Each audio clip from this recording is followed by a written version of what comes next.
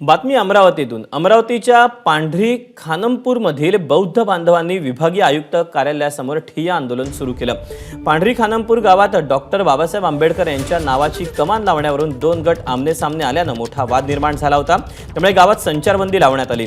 तर डॉक्टर बाबासाहेब आंबेडकर यांच्या नावाच्या कमानीसाठी बौद्ध बांधव विभागीय कार्यालयासमोर आंदोलनाला बसलेत। तसंच या ठिकाणी न्याय मिळाला नाही तर थेट मुंबई गाठू असा इशाराही बौद्ध बांधवांनी दिला।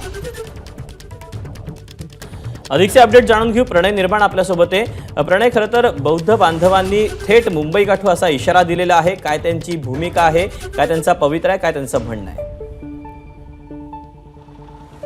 नक्की दीपक, अमरावती जिल्ह्यातील अंजनगाव तालुक्यातील जे पांढरी खानापूर आहे त्या गावामध्ये जे प्रवेशद्वारावरून जो वाद निर्माण झालेला आहे, दोन गटामध्ये हा वाद झाला आणि त्यातला एक गटाने थेट मुंबई गाठण्याचा जो इशारा आहे तो प्रशासनाला दिला आणि काल तो जो गट आहे तो संपूर्ण अमरावतीमध्ये आयुक्त कार्यालयामध्ये दाखल झाला। काल आयुक्तांशी चर्चा झाली आणि आयुक्तांनी 3 दिवसाचा वेळ मागितला।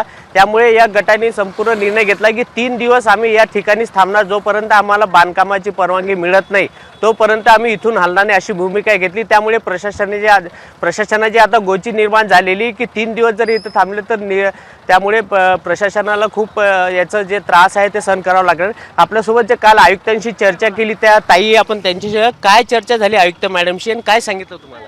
मॅडमनी आम्हाला सांगितलं आम्हाला 3 दिवसाचा वेळ द्या म्हणून। 3 दिवसांनी तुम्हाला आम्ही लेटर काढून देणार आहे बांधकामाचं। हां, तर 3 दिवस आम्ही आता इथंच बसणार आहे। जिथपर्यंत आम्हाला न्याय भेटत नाही आम्ही इथंच ठामपणे बसणार आहे।